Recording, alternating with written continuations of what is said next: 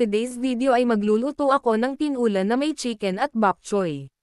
Panoorin nyo na lang kung paano gawin.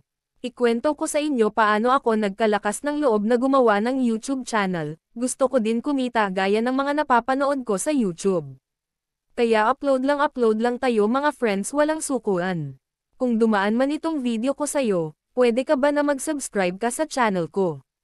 Maraming salamat!